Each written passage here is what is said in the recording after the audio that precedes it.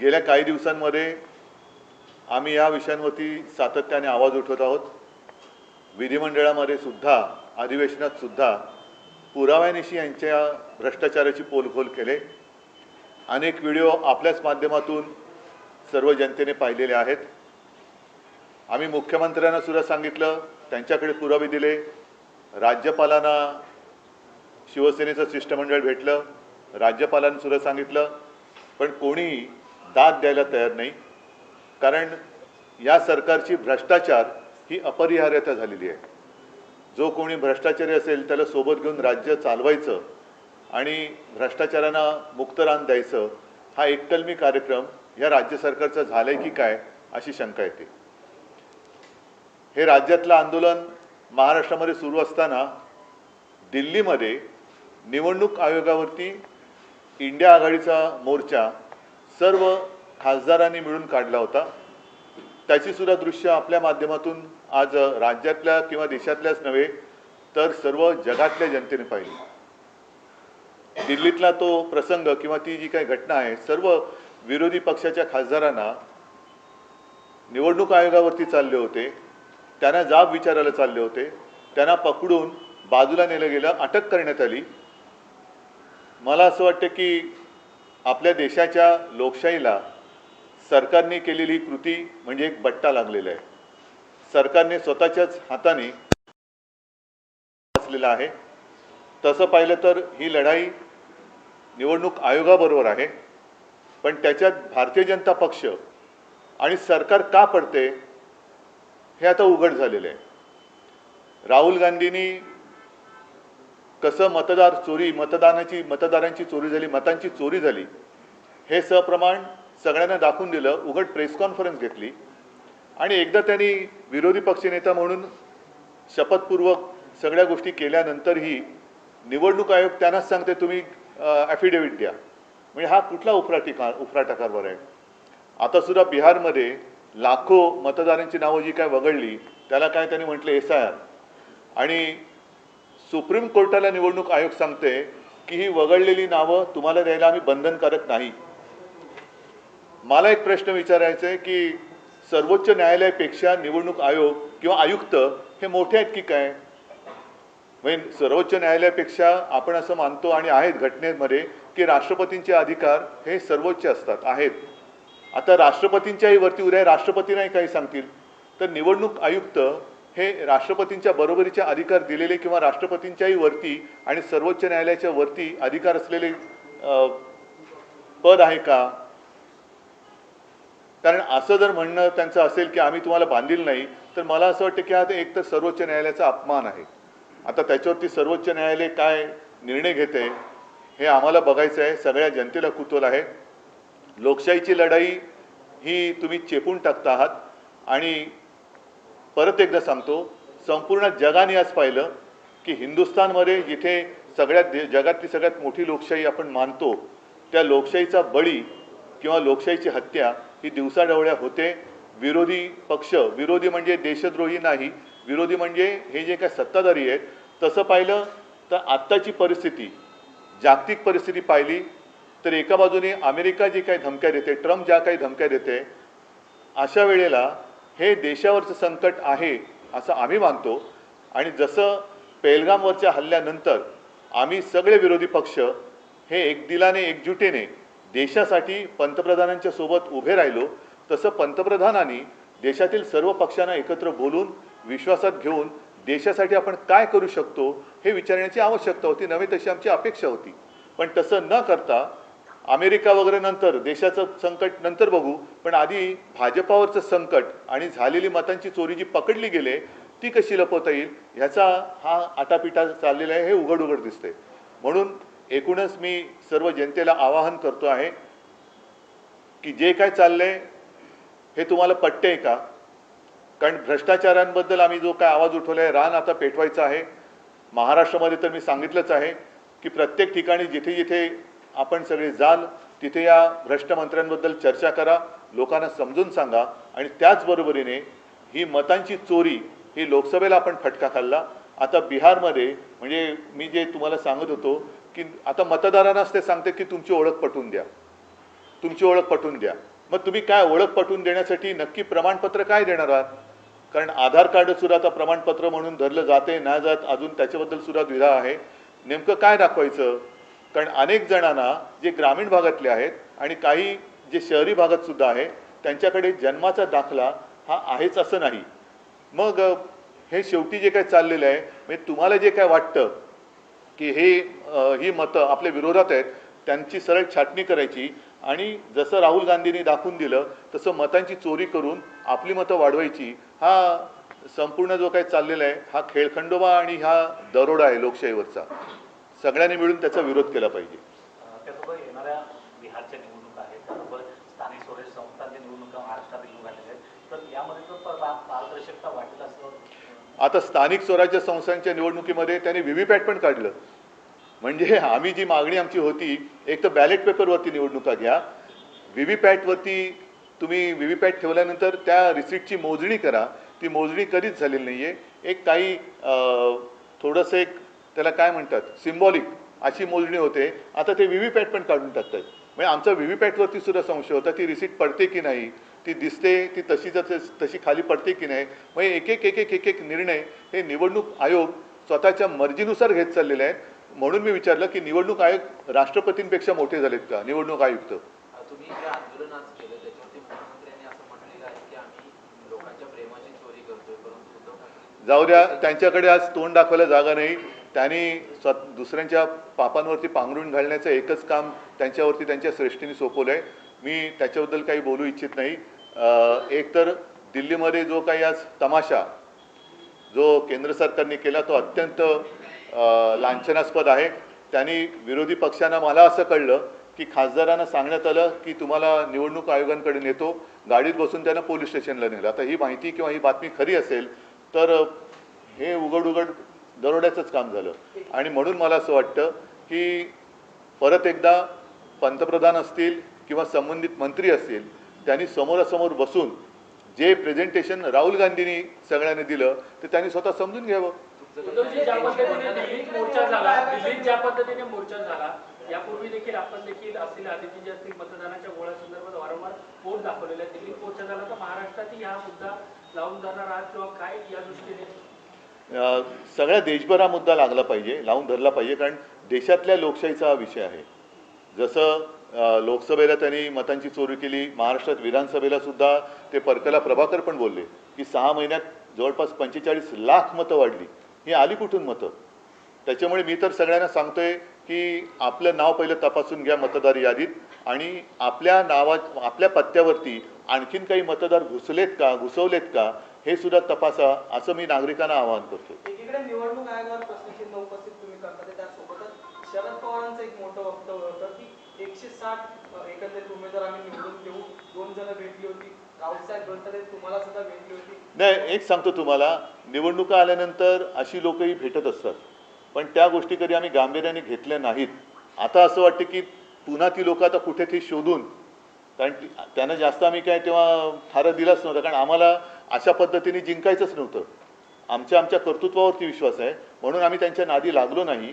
आणि आता खरंच ते जे काय भेटून गेले ते पुन्हा कुठे सापडत आहेत आणि सापडले तर त्यांच्याकडनं या गोष्टी आम्हाला ऐकण्यामध्ये आता रस आहे. तुम्हाला पण भेटली होती? नाही, मला ह्याच निवडणुकीत नाही, यापूर्वी सुद्धा अगदी जेव्हा आमची भारतीय जनता पक्षाबरोबर युती होती तेव्हा भाजपाचेच एक नेते ईव्हीएम कसं हॅक केलं जातं हे त्याचं त्यांनी इकडे आम्हाला प्रात्यक्षिक दिलं होतं. नाही, आता ते नेते नाही आहेत, आता नुसतेच आहेत. ठीक आहे. आंदोलन ज्या पद्धतीने इंडिया आघाडीचं तिकडे झालं त्यानंतर राहुल साहेबांची किंवा इतर नेत्यांची काही तुमचं बोलणं झालं का?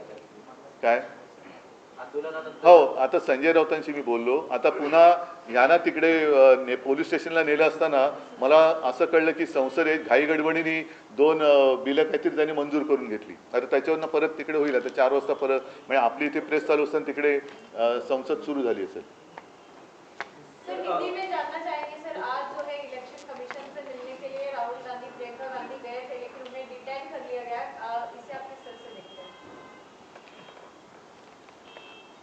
आज 2 जगह पर जन आंदोलन हुए. एक तो महाराष्ट्र में भ्रष्टाचार के खिलाफ शिवसेना ने आंदोलन छेड़ा था और मुझे सारे लोगों को मैं धन्यवाद देना चाहता हूं, सारे शिवसैनिकों को भी मैं धन्यवाद देना चाहता हूं। बड़ी संख्या में महाराष्ट्र के हर जिले में शिवसैनिक आए थे और उनके साथ ही साथ मैंने देखा कि जनता भी आई थी। कई बार हमने भ्रष्टाचार के खिलाफ आवाज उठाया है। पिछले सत्र के दरमियान हमने सबूत के साथ इनके भ्रष्टाचार की जो भी नकाब थे वो हमने फाड़े हैं।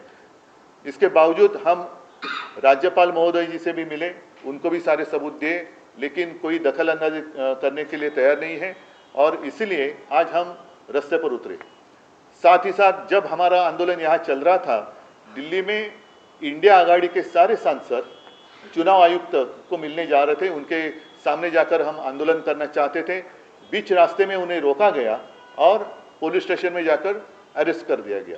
ये तो मुझे ऐसे लगता है कि हमारा आंदोलन इलेक्शन कमिश्नर के खिलाफ है। इस बीच में सरकार और भाजपा क्यों आ रही है हमें पता नहीं। इसका अर्थ साफ है कि जो उन्होंने चोरी की है उसको छुपाना चाहते हैं, जो चोर है उनको वो रक्षण उनका करना चाहते हैं।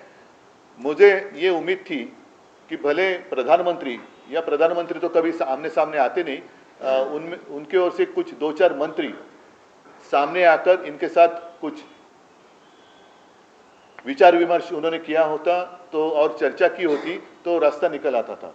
लेकिन उनको चोरी छुपानी है, इसका अर्थ साफ है कि उन्होंने चोरी की है। सर, उत्तरकाशी में जो आपदा आई है उसे लेकर सपा के नेता सबसे पहले वो चोरी का जो आरोप किया जा रहा है, आप कह रहे हैं कि जो विपक्षी लोगों के कॉन्स्टिट्यूएंसीज है उसमें वोट चोरी हो रही है, लेकिन खुद नितिन गडकरी 2024 में इंडिया टुडे के एक इंटरव्यू में कह रहे हैं कि उनके कॉन्स्टिट्यूएंसी में 3.5 लाख वोट्स डिलीट हुए। तो क्या आप उनको अन्याय नहीं? शायद उनके कुछ विद इन पार्टी भी दुश्मन हो सकते हैं। इसका मतलब साफ है, अर्थ साफ है। अगर लेकिन एक बात तो सही है ना कि नितिन गडकरी जी ने भी मान ली ये बात, मतलब ऐसे हो सकता है, हुआ है। अभी ऐसा कौन है, वो नितिन गडकरी जी ने ढूंढना चाहिए कि कौन उनको हराना चाहता था। ये और एक मोहन भागवत देखील सरकारचं काम करून म्हणतात की शिक्षण आणि आरोग्य हे आता व्यापारीकरण झालेलं आहे। सर्वसामान्य लोकांच्या आता शिक्षण आणि व्यापार परवडत नाही। भागवत साहेब किती कान आणि किती वेळा टोचणार, पण त्या कान टोचण्याचा काही परिणाम होतोय का? कान टोचण्याचा काहीतरी परिणाम झाला पाहिजे ना। मुळामध्ये शिक्षण आणि आरोग्य हे फार महत्त्वाचं आहे। शिक्षणावरती जिथे प्रश्न उपस्थित केला जातोय, अशांचे कान टोचून काय मिळणार आहे? शरद पवार जी बीच में जो स्टेटमेंट खासकर किया इलेक्शन को लेकर उन्होंने जो कहा कि 160 ऐसी कॉन्स्टिट्यूएंसी जिसको प्रभावित किया जा सकता है, एक बड़ा नंबर है। अगर कोई 2 लोग आके इस तरीके से कहते हैं, एक बड़ी बात इन्होंने कही। किसने? शरद पवार जी ने जो बात कही थी कि अभी आप लोगों से भी बातचीत की इस तरीके से इन्फ्लुएंस करने को लेकर। नहीं, ऐसे लोग तो जब भी चुनाव आते हैं तो मिलते रहते हैं, लेकिन हमें तो पहले एक मैं बात बताना चाहता हूँ, इस तरीके से हमें जितना मंजूर नहीं है और इसीलिए जो भी हमें मिले उनकी बात हमने गंभीरता से ली नहीं। लेकिन अब मुझे एक कुतूहल है कि वो लोग कहाँ गए, वो लोग हम ढूंढने की कोशिश करेंगे और अगर मिल जाए तो समझने की कोशिश करेंगे कि ये कैसा मामला है, क्या है। इसका अर्थ ये है कि अब चोरी तो हुई है और मेरी अपेक्षा यही थी, मैं दोहराता हूँ बात, कि बीजेपी की ओर से नहीं लेकिन गवर्नमेंट की ओर से कोई मंत्री या कोई रिटायर्ड जज या कोई भी आकर आमने सामने बैठकर राहुल जी ने ये सारी बातें कही है तो उसमें कितनी सच्चाई है समझ लो ना। हम देशद्रोही तो नहीं है, पूरे दुनिया में अपने खिलाफ अभी अमेरिका है, बाकी सारे लोग हैं, देश है। तो अब ऐसी स्थिति में विपक्ष को साथ लेकर देश का हित अगर प्रधानमंत्री सोचते तो उनके ऊपर ये बात ऐसी नहीं आती। निष्पक्ष जांच की मांग कर रहे हैं, जैसे जेपीसी से जांच हुई थी या जेपीसी जिस तरह से इंटरफेयर करती है मैटर्स में, क्या आप कोई नहीं, अभी जैसे मैंने कहा कि कभी ऐसे कहा जाता है, इलेक्शन कमीशन ने कहा राहुल जी को कि आप एफिडेविट दे दो, बराबर है, आप कोर्ट में जाओ। कोर्ट में जाए तो आप क्या करेंगे? अभी जो फिलहाल कल या परसों उन्होंने कहा कि जितने डिलीटेड नाम है, देने की हमें कोई बंधन नहीं है, तो क्या इलेक्शन कमिश्नर राष्ट्रपति या सुप्रीम कोर्ट से भी ऊपर चले गए? क्या इतना अधिकार उनको दिया है? क्या ये सुप्रीम कोर्ट का अवमान नहीं है? क्या करेंगे अब? सुप्रीम कोर्ट में जाए भी अगर इलेक्शन कमिश्नर कहे कि हमें कोई बंधन नहीं है, तो करेंगे क्या हम सुप्रीम कोर्ट में जाकर? सर, आपने बीच में अभी जो बात की मराठी में खास इसलिए मैं कनेक्ट करता हूँ, इस समय में बीजेपी के लोग आप गिरफ्तार हैं क्या के आपको प्रेजेंटेशन कर गए थे, तो क्या ये तरीका हमेशा से बीजेपी का, जिससे कि अब हम चोरी की बात करें, हमेशा से नहीं? देखो, अभी एक बात तो ये तो बात स्पष्ट है, लोकसभा के दरमियान लोकसभा का जो चुनाव परिणाम आया महाराष्ट्र के लिए, उसके बिल्कुल विरोधी विधानसभा में आया। बीच में सिर्फ 5 या 6 महीने गए थे। परकला प्रभाकर जी ने खुद कहा था, हमने तो उनको नहीं कहा था, कि इस 6 महीने में लगभग 45,000 वोट बढ़ गए। कहाँ से आए वो लोग? कौन है ये लोग? और इसीलिए राहुल जी ने जो मुद्दे उठाए हैं वो गंभीरता से लेने की आवश्यकता है कि कुछ लोग जहाँ एक एड्रेस पर 30-30 वोटर रजिस्टर हुए हैं, कहीं पर 200 लोग हैं, फिर जो 70 साल की उम्र और उसके ऊपर के जो है फर्स्ट टाइम वोटर दिखाए गए हैं, तो ये सारी चीज़ें हैं, कौन देखेगा? महाराष्ट्र में खासकर आपको लगता है कि चूंकि चुनाव यहाँ पे भी स्थानीय निकाय के आने हैं, तो ऐसे में जरूरत होगी सारी वोटर लिस्ट को कहीं ना कहीं रीचेक करने की, जैसे कि राहुल गांधी कर रहे हैं यहाँ की भी? नहीं, हर एक मतदाता का अभी एक कर्तव्य बनता है कि अपना नाम मतदाता सूची में है या नहीं है, और क्या अपने एड्रेस पर कुछ घुसपैठी तो इन्होंने घुसाए नहीं है, तो ये भी देखने की आवश्यकता है। साथ ही साथ मैं मेरे पार्टी की कार्यकर्ता और महाविकास आघाड़ी के सारे कार्यकर्ताओं को कहता हूं कि आप मतदाताओं की सूची लेकर घर घर जाकर चेक करो।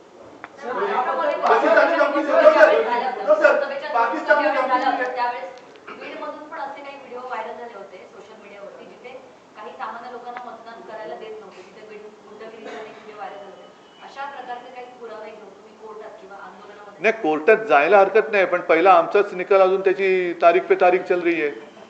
झाले 3 वर्ष झाली, 4थं वर्ष सुरू झालं, कितवं वर्ष सुरू झालं, 5वं सुरू झालं, 6वं सुरू झालं, काय त्याला कालमर्यादा आहे की नाही? जसं सर्वोच्च न्यायालयाने राज्यपालांना एक बंधन टाकलेलं आहे की 3 महिन्याच्या आत तुम्ही ह्याचा निकाल अमुक्याचा लावला पाहिजे, तसं मी माननीय सर्वोच्च न्यायालयात सुद्धा हात जोडून नतमस्तक होऊन साष्टांग दंडवत घालून विनंती करतोय की कृपा करून आपल्यासमोर लोकशाहीची जी केस सुरू आहे तिचा सुद्धा काहीतरी कालमर्यादा ठरवून एक निकाल द्या। नाहीतर आता हे 4थे सरन्यायाधीश झाले, तर त्या किती सरन्यायाधीश झाले पाहिजेत, किती दिवसामध्ये तो निकाल लागला पाहिजे, असं पुन्हा साष्टांग दंडवत घालून त्यांची माफी मागून नतमस्तक होऊन त्यांच्यासमोर उठाबशा काढून मी त्यांना विनंती करतोय।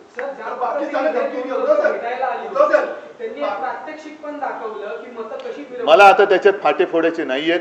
परत एकदा सांगतो की आज दिल्लीमध्ये जे घडलं ते संपूर्ण जगात आपल्या लोकशाहीला काळीमा फासणारं लांछनास्पद असं कृत्य सरकारने केलेलं आहे। या देशातली लोकशाही ही जगातली एक सगळ्यात मोठी लोकशाही मानली जाते। आता ती मानली जाते का मानली जात होती हा प्रश्न पडावा इतपत आता हा सरकारचा कारभार आलेला आहे। आमची लढाई ही निवडणूक आयोगाशी आहे, त्याच्या बचावासाठी सरकार आणि भारतीय जनता पक्ष काय येतोय ह्या प्रश्नामध्ये त्याचं उत्तर आहे। मला असं वाटतं आजचं पुस्तक ठीक आहे। सगळ्यांना धन्यवाद। जय हिंद, जय महाराष्ट्र।